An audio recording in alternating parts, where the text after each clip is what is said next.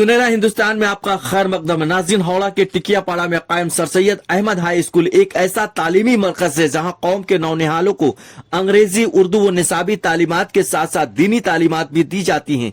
इस स्कूल से तालीम हासिल करके कई ऐसे तुलबा व तालिबात हैं जिन्होंने कौम व मिल्लत का नाम रोशन किया। नाज़रीन, Sir Syed Ahmad high school की मुनफरिद व मुमताज खुसूसियत ये भी कि यहाँ बच्चों के अंदर तालीमी ज़ौक़ और शौक पैदा करने की गरज से मुख्तलिफ नवैयत की सरगर्मियाँ पेश की जाती हैं। माशी सतह पर कमजोर तुलबा व तालिबात को मुफ्त किताबें, बैग व दीगर जरूरी अशिया भी फराहम की जाती हैं। दोस्तों, अपनी इस हसीन व काबिल कदर रिवायत की पासदारी करते हुए Sir Syed Ahmad high school ने 10 फरवरी 2025 बरोज सोमवार अपने APJ अब्दुल कलाम हॉल में दोपहर 12 बजे शानदार एजुकेशनल काउंसलिंग तकरीब का इनेकाद किया ताकि स्कूल के तुलबा व तालिबात के अंदर तालीमी ज़ौक़ और शौक को मजीद मुस्तहकम व पायदार बनाया जा सके। इस खूबसूरत तकरीब में खुसूसी खतीब की हैसियत से मारूफ सहाफी, अदीब व शायर फहीम अख्तर ने शिरकत की। सदारत स्कूल के प्रिंसिपल असलम परवेज ने की, जबकि नकाबत का फरीजा मारूफ शायर व अदीब ख्वाजा अहमद हुसैन ने बहुस्न खूबी अंजाम दिया। इस प्रोग्राम में शिरकत फरमाने वाले दीगर मेहमानान में मगरब बंगाल के बेहतरीन शायर परवेज अख्तर, मारूफ मिली खिदमतगार व ताजिर कमरुद्दीन मलिक, मशहूर मारूफ सहाफी खुर्शीद फराजी और बेहतरीन सियासतदान व समाजी खिदमतगार मोहम्मद सलीम वगैरह के नाम काबिल जिक्र है। दोस्तों, प्रोग्राम का आगाज तिलावत कुरान मुकद्दस से हुआ। फिर मेहमानों के इस्तकबाल में उन्हें फूलों के गुलदस्ते व उतरियों पेश किए गए। बाद अज़ा यके बाद दिगरे मेहमानान की तकारीर हुई, जिनके दौरान उन्होंने तालीम ताल्लुम के हवाले से शहजादा सलीम की क़यादत में स्कूल की गिरा कदर खिदमत की सराहना की और बच्चों को मेहनत और लगन के साथ तालीम हासिल करके कौम व मिल्लत की खिदमत अंजाम देने का मशवरा दिया। नाज़रीन कराम, इस मौके पर फहीम अख्तर के खुसूसी खिताब ने बच्चों को खूब मुतासिर किया। उन्होंने अपने खिताब के दौरान बच्चों को तालीम के शोबे में बेहतरीन पेशरफ्त करने के ताल्लुक से कई मुफीद मशवरे दिए। साथ ही साथ उन्होंने स्कूल इंतजामिया को भी तालीमी निजाम मजीद बेहतर बनाने के सिलसिले में कई मशवरों से नवाजा। प्रोग्राम के आखिरी मरहले में फहीम अख्तर, ख्वाजा अहमद हुसैन ने अपने अपने अशार पेश करके बच्चों समेत जुमला हाजरीन को खूब महसूस किया। तो आइए दोस्तों, देखते हैं इस प्रोग्राम की चल झलकियाँ।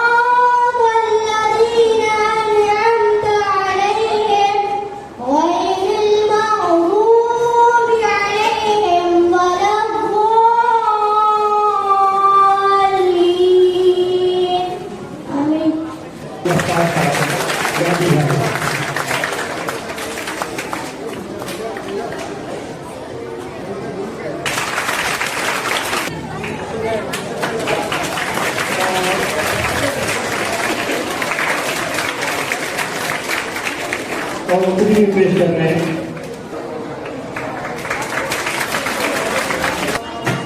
अल्लाह वकील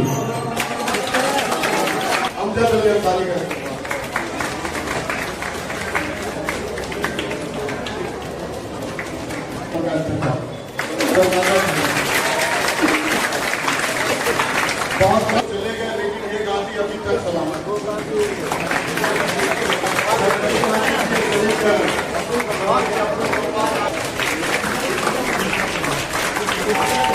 और इसके साथ ही साथ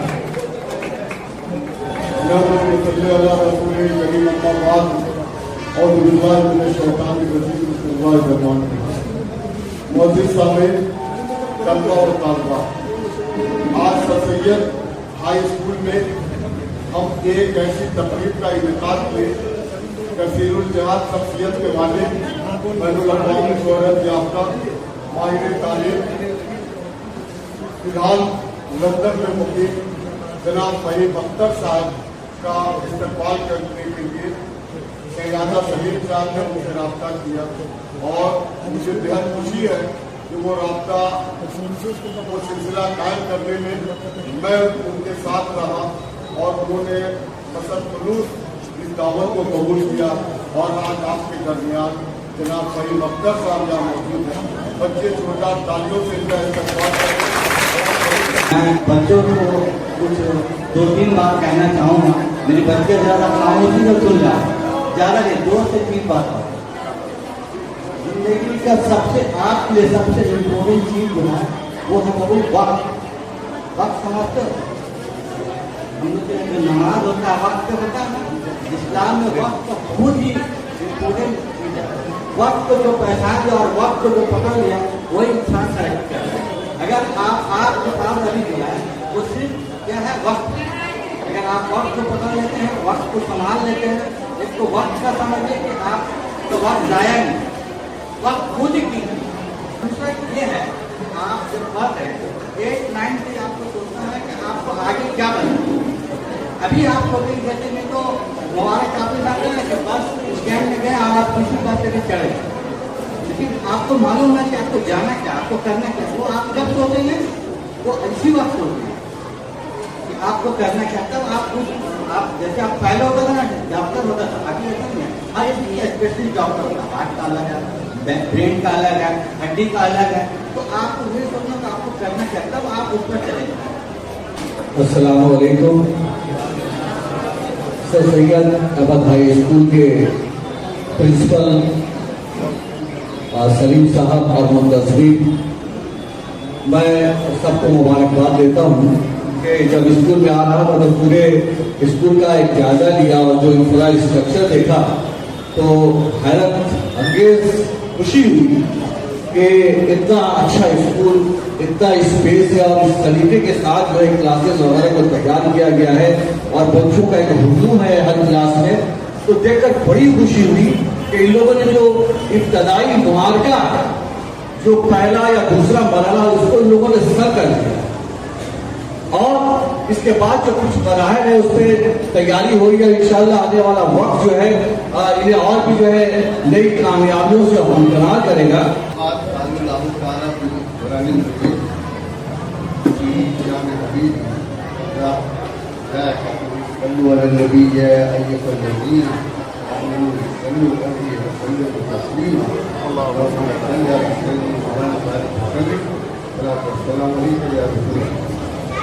मेरी मजबूरी है कि मैं लिखता हूँ।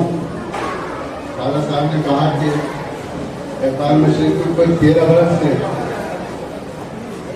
हर इस बात को मैं कॉलम लिखा हूँ। चार कहना और जो कॉलम नवीस तभी लेकिन मेरे कॉलम जो है सिर्फ सियासत और मजहब का नहीं होता, एक इंफॉर्मेटिव कॉलम होता है, एक प्रोडक्टिव कॉलम होता है। यही वजह है कि पाकिस्तान, अमेरिका, जहाँ जहाँ भी उनके अपराध हैं वहाँ मुझे मौका दिया गया, इसके लिए मैं खुशनसीब हूँ। इन्होंने एक अच्छा काम ये किया कि मुझे स्कूल दिखाया, क्लासेस दिखाए और मैंने बहुत सारी चीज़ों को ऑब्जर्व किया। जो टीचर्स की डिसिप्लिन थी, तमाम स्टूडेंट की जो डिसिप्लिन थी, मिसाल के तौर पर बिना बोले सब खड़े हो गए, गुड मॉर्निंग सर, सामने से कहने लगे। मेरे घर वालों ने उर्दू स्कूल में डाला, तो यहाँ से मेरी प्राइमरी स्कूल की जो है सफर का आगाज हुआ। उसके बाद मैं मौलाना मोहम्मद अली हाई मदरसा में रहा 2 साल, जो कलमुद्दीन शम्स से बना था। और फिर मैं मोहम्मद जानी स्कूल गया, वहाँ से मैं पास करने के बाद मोहनाज कॉलेज में गया। मोहनाज कॉलेज में हमने BA ऑनर्स किया और वहीं मैं जनरल सेक्रेटरी भी रहा 1987 में। और वहाँ से निकला तो कलकत्ता यूनिवर्सिटी गया, कलकत्ता यूनिवर्सिटी से पास किया। एक जॉब अपॉर्चुनिटी निकली लंदन में, मैंने अप्लाई किया, फिर मैं चला गया। ये कलकत्ते का मुख्तसर तौर पर सफ़र। लंदन जब मैं गया तो सबसे बड़ी जो प्रॉब्लम मुझे फेस करनी पड़ी वो थी अंग्रेजी जुबान। ठीक है, होता क्या है कि हम जो अंग्रेजी यहाँ पढ़ते हैं वो पढ़ाते हैं CAT कैट कैट मैंने बिल्कुल RAT रैट रैट मैंने चूहा। अब हम वहाँ जो गए तो उसको हम जब इस्तेमाल करते तो अंग्रेज हंसते थे कि ये क्या अंग्रेजी बोल रहा है। बड़ी मुसीबत जहन में कॉलोनी जो होता है ना गुलामी थी, ये गलत फहमी थी कि अंग्रेजी बोल सकते हम नहीं बोल सकते। बड़ा परेशान, बहुत डरा हुआ, नर्वस रहता था। एक साहब ने मुझे बताया कि कहीं तुम BBC सुना करो, रेडियो BBC रेडियो वहाँ बहुत चलता है। दिन भर उसमें कुछ कोई आइटम और कुछ वगैरह वगैरह होता है। तो सुनते सुनते सुनते ये फायदा हुआ कि जो अंग्रेजी हम इंडिया में बोल रहे थे मुझे लगा ये तो बहुत गलत अंग्रेजी बोल रहे थे। आपको एक बहुत अच्छी मिसाल के साथ तो यहाँ इश्तियाक साहब मौजूद है, आदि से मुलाकात की ये अक्सर लोग यहाँ बोलते हैं पास स्टार्ट हो। देखिए अंग्रेजी में पास आउट का मतलब बेहोश हो जाना। मैं बड़ा परेशान, बंदा पास आउट क्यों हो जा रहा है। बाद में पता चला कि पूरा मुआशरे ही गलत बोल रहा, सब टीचर सब पास आउट हो। जब मैं पास आउट होकर पता चला गया। तो छोटी छोटी चीजें जब मैंने सीखना शुरू की पता चला कि अंग्रेजी क्यों मुझे सीखनी। तो वहाँ से मैंने जर्नी शुरू की। शाम को मैं कॉलेज जाता था, दिन भर काम करता था, शाम को कॉलेज जाता था। वहाँ मैंने लर्न किया इवनिंग का क्लासेस। अच्छा वहाँ एक चीज़ अच्छी है कि बहुत सारे कोर्सेज फ्री, वो गवर्नमेंट फंडेड होता है, चैरिटी बहुत है। इसी पर मैं आने वाला हूँ। वहाँ का चैरिटी का जो काम है वो यूनिक है। चैरिटी में ना तो प्रेसिडेंट होता है, ना सेक्रेटरी होता है, ना कुछ होता है, चैरिटी होती है। चैरिटी अंग्रेजी में कहते हैं चैरिटी बिगिंस फ्रॉम होम। कैसे चैरिटी करेंगे, मैं बात कर रहा था इन लोगों से, कमेटी के लोगों से, तो हमने कहा कि आप फंड रेजिंग के लिए क्या काम करें, कोई तो होना चाहिए। अच्छा फंड रेजिंग देखिए इंडिया में बहुत बड़ा प्रॉब्लम है कि हर काम के लिए हमारे दिमाग में आता है लाख रुपए होने चाहिए। ये बहुत गलत फहमी है। चैरिटी आप 1 रुपया से भी कर सकते हैं। मैं आपको छोटी सी मिसाल देना चाहता हूँ। ये कुछ साल कबल मैंने इमाम्स के साथ मीटिंग की, तो मैंने उनसे पूछा कि आपके मस्जिद में कितने लोग आते हैं। उन्होंने कहा कि सर कभी 500 आते हैं जुमे की नमाज में, कभी 600 आते हैं। तो हमने कहा आप एक काम कीजिए, एक बॉक्स लगाइए और बॉक्स पर कोई अपील नहीं, गुजारिश नहीं, कुछ नहीं, लेकिन उनको इबादत की तरह 1 रुपए हर नमाज से पहले डालना पड़ेगा। चलिए 500 लोग आते हैं, आपके फंड में कितना है, कितना है कहीं 500 रुपए है। इस 500 रुपए को आप वेलफेयर फंड में, अब आइए इसको खर्च कैसे किया। खर्च करने का तरीका ये है कि आपके जो नमाजी है वो मेंबर के तौर इलाके के एरिया में, चलिए मान लीजिए कि 2 किलोमीटर में लोग नमाज पढ़ने आते हैं, 1 किलोमीटर में आते हैं। ये 500 रुपए से अगर कोई बंदा बीमार हो रहा है उसको फंड की जरूरत है, शादी के मुतालिक जो है उसकी जरूरत है, एजुकेशन की जरूरत है, ये पैसा वहाँ खर्च है। बोले अरे क्या आपने मशवरा दिया। मैं आके फिर पूछता हूँ, अभी तक वो बस नहीं रखा है, वही हाथ में लेके चलता मानो। ये जहन बदलना पड़ेगा। अरे ये हमारी कौम को हो क्या गया है, क्यों मांगते हैं भाई। अभी यहाँ आप सबसे 1 रुपया मांगे तो 200 रुपया जमा हो जाएगा। जज्बा पैदा करें। अगर जज्बा नहीं पैदा करेंगे तो सफेद अहमद हाई स्कूल नहीं काम हो सकता। इस जज्बे के पीछे अमली तौर पर काम करें। क्यों हुकूमत की तरफ हम देखते हैं बात, क्यों हम मेरी तरफ देखते हैं बात। आपके अंदर अल्लाह ने सलाहियत दी, आपके अंदर है सलाहियत। हम मुआशरे को खुद तबाह करें। हमने अपनी कौम को बर्बाद किया, बात किया कौम टुकड़ों टुकड़ों में बांटे हुए। जब सलीम शहजादा इस तहरीक को लेकर चला है, सबसे पहली वजह जो है, जो मैं समझता हूँ, वो है एतमाद। और एतमाद डेवलप करता है आपकी अमली जिंदगी से। अमली जिंदगी ये है कि ये आदमी बता रहा है कि मैं जेल भी गया इस काम के लिए, इन्होंने बताया। ये होता है एतमाद। फिर इस एतमाद में इसको इस स्कूल को कायम करने में मदद दी, और इस स्कूल को कायम करने के बाद बच्चों में तालीम का फरोग दिया। तो सलीम शहजादा एक नहीं, हमको तो 10 सलीम शहजादा चाहिए। क्या बात है, बंद करिए, बहुत हो गया। कहाँ, मतलब जहाँ जाइए परेशानी, जहाँ जाइए मुनाफिकत। हमारी मजहब में मुनाफिकत के खिलाफ मना किया जाए। क्यों आपस में इस तरह की नफरत कराए में आप? क्यों? ये बच्चे जो हैं, इनको इंफरादी तौर पर देखें। इंफरादी तौर पर आता है। मैंने एक बात और कही कि आप यहाँ पता नहीं टीचर्स कहाँ हैं, टीचर तो हैं नहीं। मैंने टीचर से कहा कि देखिए, हर महीने एक असाइनमेंट दीजिए बच्चों को। असाइनमेंट क्या होता है, मैंने वो वहाँ किया, क्योंकि जब मैं सोशल वर्क की डिग्री के लिए मुझे गवर्नमेंट ने स्पॉन्सर किया, तो मैंने वहाँ सीखा। असाइनमेंट ये होता है कि आपने 2 लाइनें किया कि Sir Syed Ahmad high school का कयाम, उसकी माली हालत, उसकी कमेटी और वगैरह वगैरह। आपने वर्ड दिया 1000 वर्ड।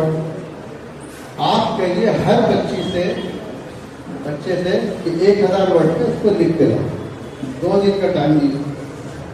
जब ये लिख के लाती हैं तो आप इनके साथ अकेले बैठिए और आप कहिए कि ये जो तुमने लिखा है, इंकरेजमेंट कीजिए। सीधे उठा के तुमने क्या लिखा, उठा के मत कीजिए, बहुत गलत है। उनको देखिए, हमारे इज्जत जो है, इज्जत दीजिए तो इज्जत दीजिए, चाहे वो छोटा हो या बड़ा हो। सिर्फ कोई मिनिस्टर बन गया उसको इज्जत देना, ये मुआशरे के लिए खराब है। इज्जत देना पड़ेगा। तो उनको इज्जत से बैठा लिया, उनसे बोलिए कि तुमने लिखा है तो पहले पैराग्राफ में तुमने बहुत अच्छा लिखा है, तो ये लाइन जो है उसको बदल दो। दूसरे पैराग्राफ में तुमने जो ये लिखा है इसको बदल दो। तीसरा पैराग्राफ तुम्हारा बहुत अच्छा है। मैं दावा करता हूँ कि ये बच्चा इम्तहान में रोएगा गाएगा नहीं, उसको इतनी कॉन्फिडेंस डेवलप होगी, इतनी कॉन्फिडेंस डेवलप होगी इम्तहान में रोने की। क्योंकि ये असाइनमेंट जो है वो डेवलप करके, बिल्ड करके बच्चे को ऊपर ले आता है। अपने स्कूल के बारे में डेवलप करके। School is your family. When you understand that family is yours, then you can do something.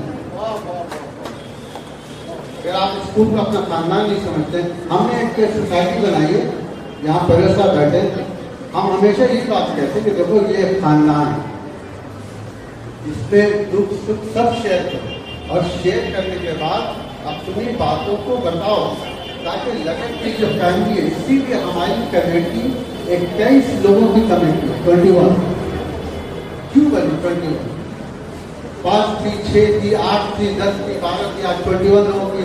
और बड़े बड़े लोग हैं, जवाहरलाल नेहरू के सदर हैं, अमेरिका के डॉक्टर अकबरुद्दीन, ऐसे ऐसे लोग हैं। मैंने उनको कोई पैसा नहीं दिया, मैंने अपनी शक्ल नहीं दिखाई। तो ये बनने के लिए काम करना पड़ेगा। काम करने के लिए ईमानदारी डेवलप करने के लिए, आपको अपने एम्पावरमेंट लाना पड़ेगा। एम्पावरमेंट लाइएगा तभी आप कहीं मकसद बन सकते। दूसरी अहम बात सुनिए, जितनी बच्चे हैं, आपकी तालीम सिर्फ एजुकेशन सर्टिफिकेट डिग्री होल्डर नहीं होनी चाहिए। एक यहाँ पर बहुत बड़ा कैरियर वाइज होना चाहिए। कैरियर वाइज क्या है? मैं उनसे बात कर रहा था अभी थोड़ी देर पहले। मैं हॉस्पिटल में जॉब करता हूँ। मेरे हॉस्पिटल में, चलिए स्टार्ट करते हैं डॉक्टर, लेकिन मैं स्टार्ट करता हूँ chief executive, secretary, board of trustee, finance, human resource, doctor, medical team, उसके बाद आइए फिजियोथेरेपी, ऑक्यूपेशन थेरेपी, और नीचे आइए सोशल वर्क डिपार्टमेंट, उसके बाद आते जाइए पोर्टल, है ना, नर्सेस, हेल्थ केयर असिस्टेंट, कितने कितने हमने गिने, बताओ कितने गिने? 20 से ज़्यादा गिने। नीट करेंगे डॉक्टर बने। अब आप देखिए एक बच्चे का जो माइंड सेट है आप नैरो कर रहे हैं। डॉक्टर बिल्कुल बनिए, लेकिन सबसे पहले आप अपने आप को रिफ्लेक्ट कीजिए। रिफ्लेक्शन समझते हैं आप लोग? रिफ्लेक्शन समझते हैं? रिफ्लेक्शन आता है? रिफ्लेक्शन क्या है? रिफ्लेक्शन आता है। रिफ्लेक्शन कहते हैं, इसको उर्दू में कहते हैं अक्कासी। मतलब जब आप मिरर में खड़े होते हैं तो आप अपने आप को देखते हैं कि बाल ठीक है, कपड़े सही दुरुस्त हैं। रिफ्लेक्शन कहते हैं आप अपना रिफ्लेक्शन कीजिए कि आप क्या हैं, क्या कर रहे हैं और क्या करना चाहिए। ये हुआ रिफ्लेक्शन। दूसरा को मत देखिए वो डॉक्टर बनना मैं भी डॉक्टर नहीं, वो गलत है। आप खुद अपने अंदर फाइंड करेंगे, पता लगाएंगे कि आप एक अच्छे फाइनेंस ऑफिसर बन सकते है ना। तो आपको ये कंपटीशन में जाने की जरूरत नहीं है, आप जाइए फाइनेंस में डिग्री लीजिए, बहुत जॉब है। हमारे यहाँ माइंड सेट क्या है कि WBCS का ऑफिसर बहुत अच्छी बात है, बनाना चाहिए। लेकिन मैं एक सवाल पूछना चाह रहा हूँ, अभी तो बात हो रही है, ये बताइए कि आपने कितने ऑफिसर्स के जॉब है आपके? चलिए आपने 500 रखा, 500 वेस्ट बंगाल सिविल सर्विस की जॉब, 500 ले लेते। एक कोचिंग सेंटर बोलता है कि 5000 बच्चों को हम ट्रेनिंग दें, ये बोलता है 5000 बच्चे दौड़ गए, 500 में और कम कीजिए, उनका जो सक्सेस रेट है वो है 5। 4995 बच्चों का करियर बर्बाद किया जा रहा है। याद रखिएगा मेरी बात, मुझे किसी से डर नहीं, मैं अल्लाह से डरता हूँ। 4995 बच्चों का करियर इस शहर में बर्बाद किया गया है, कोई भूलने वाला नहीं है, सब मजाक बनाए हुए, सब मजाक कर रहे हैं, बहुत बड़ा मजाक है। अब वो बच्चे जो नाकाम होते WBS में, मैं पूछना चाहता हूँ वो क्या करते, उनको कहीं का नहीं रखा जाता, ना वो इलेक्ट्रीशियन बन पाता है, ना वो टीचर बन पाता है, वो मुंह छुपा छुपा गलियों में घूमता है। क्या हो रहा है भाई, क्यों आप लोग उसकी हिमायत कर रहे हैं? मैं कोचिंग सब मैं कमिटी साहब में घूम रहा हूँ, बड़े बड़े बोर्ड लगे 5000 3000, क्या मजाक है। मैं दावा करता हूँ कि अगर सरकार उसको 5 लाख जॉब बनाती है तो सारे बच्चों को मैं कहता हूँ WBCS। लेकिन पहले जॉब तो बढ़ाओ, जॉब आपके पास है नहीं, आप बोलते WBCS बन जाओ। इतना बड़ा मजाक पर मत जाइए मेरे भाई, ये करियर बर्बाद होगा। या पढ़ाई इतने 10 सालों की 15 सालों की आप लोग पैसा बर्बाद करें। इसके लिए मैं चाहूँगा कि स्कूल करियर कॉन्फ्रेंस करें। मैं अपने लिए नहीं सोच रहा, मैं आपके लिए सोच, लेकिन आपके लिए तभी सोचूंगा जब ये लोग सारे बैठे हुए हैं, जितने लोग हैं इनको भी आगामी पड़ा। करियर कॉन्फ्रेंस इतनी अच्छी चीज़ है, पूरे हावड़े में कीजिए। आप भी कर सकते हैं, आपका स्कूल है, ये स्कूल है, 5-6 स्कूल सब मिल करके। उसमें करना क्या है, जो मैंने किया था कि पूरे हिंदुस्तान से हमने 20 प्रोफेशनल को लाया, एक होटल मैनेजमेंट, एक लॉ, जुडिशरी, एक हमने लाया था IAS WBCS। इसलिए लाया था कि जो बच्चे वहाँ जा रहे थे वो 4-5 जगह उन्होंने एडवाइस किया, फिर उन्होंने देखा कि हम कहाँ पर जॉब जो है कर सकते हैं, कहाँ हमारी तालीम जा सकती है, किस तरह हम पढ़ सकते हैं। करियर कॉन्फ्रेंस बहुत जरूरी है। मैं तैयार हूँ, अगर आपके स्कूल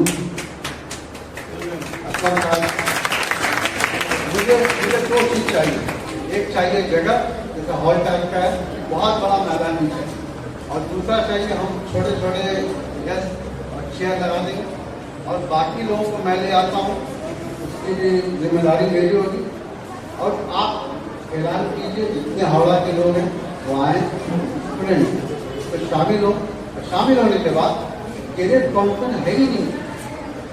मैं देखता हूँ कि बड़े बड़े बैनर को होता है कि उनका जॉब होता है, जॉब कॉन्फ्रेंस, एजुकेशनल काउंसलिंग का प्रोग्राम चल रहा है और आज के दौर में हमारे एजुकेशन सिस्टम जो है West Bengal board of secondary education के जो करिकुलम तैयार है वो कितना जो है तथ्यानुसी है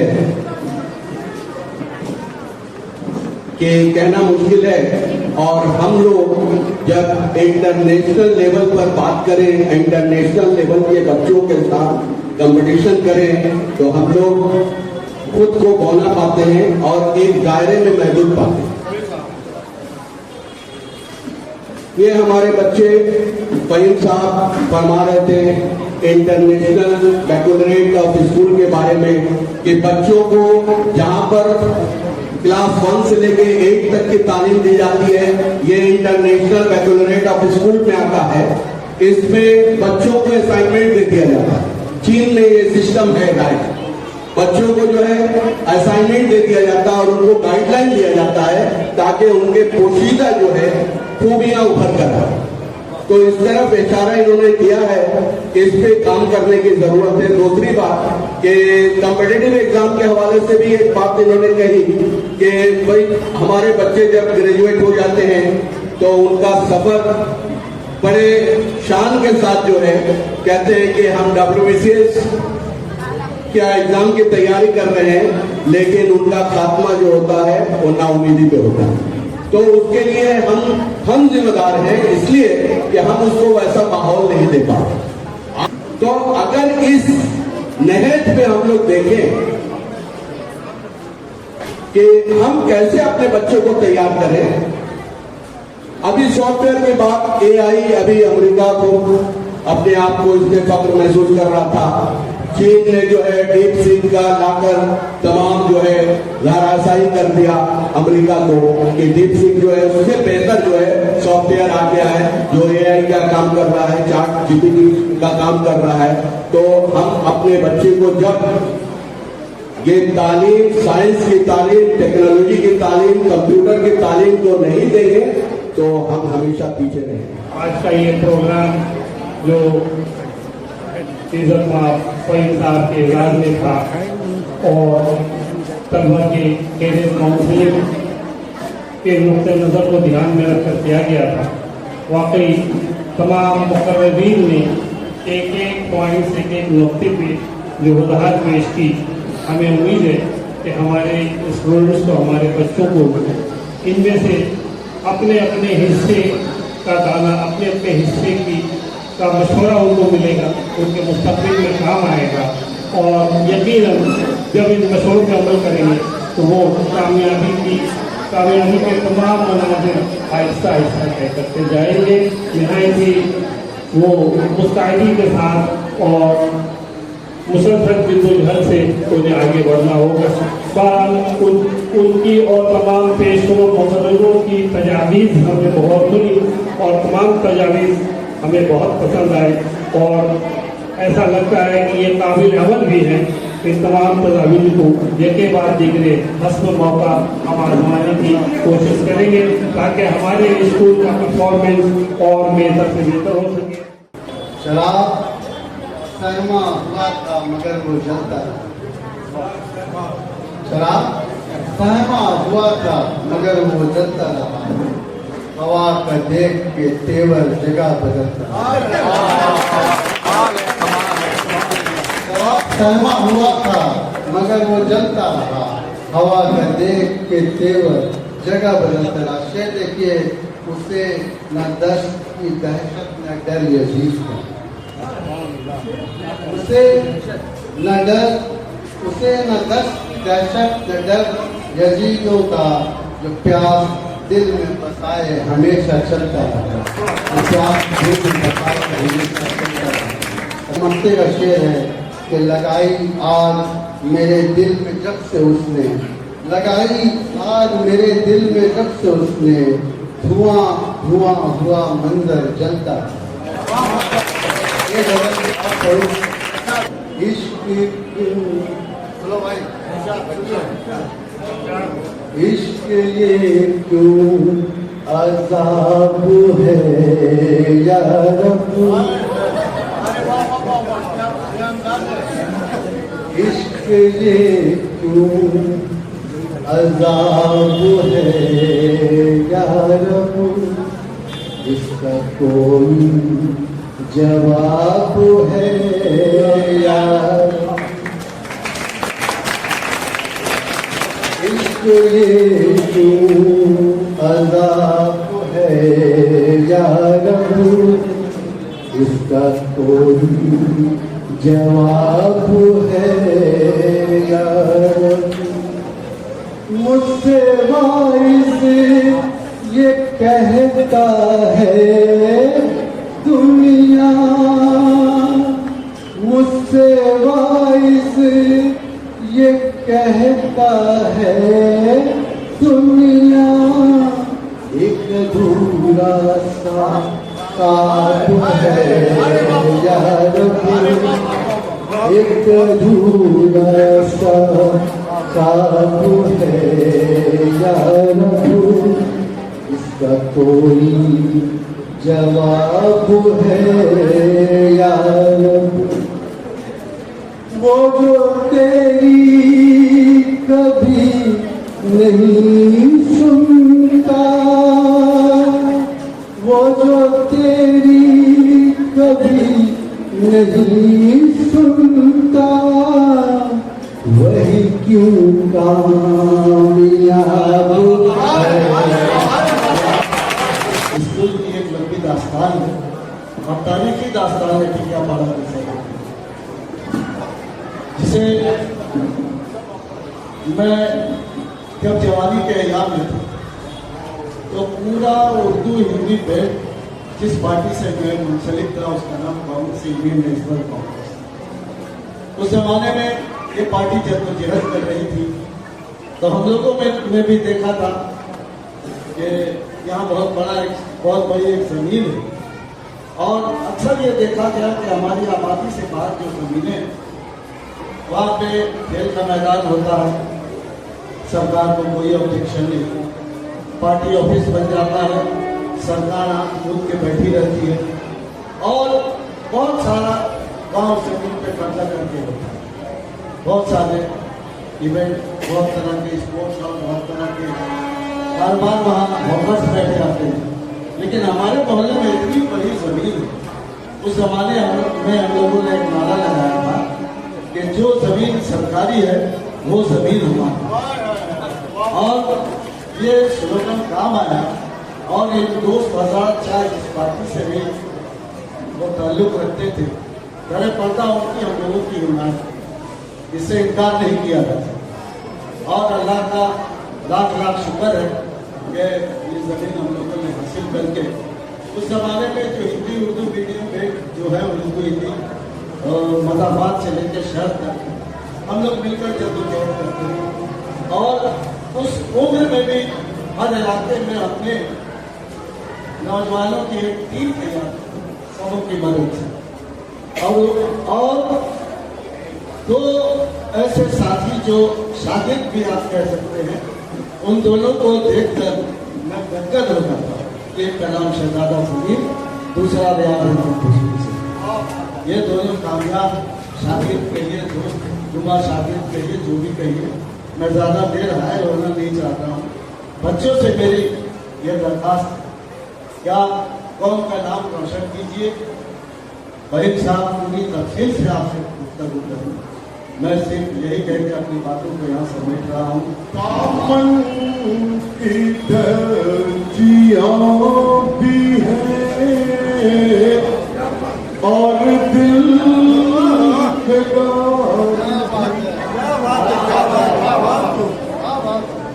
दामन की दर्जियाँ भी है और दिल बेगार भी।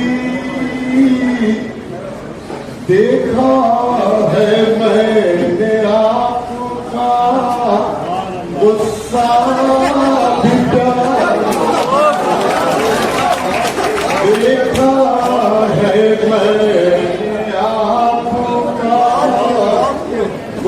सा भी प्यार ख्वाजा मैं अपना रखता हूँ अंदाज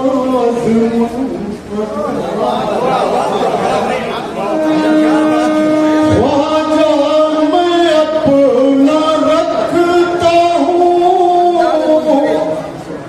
अंदाज मुनफरिद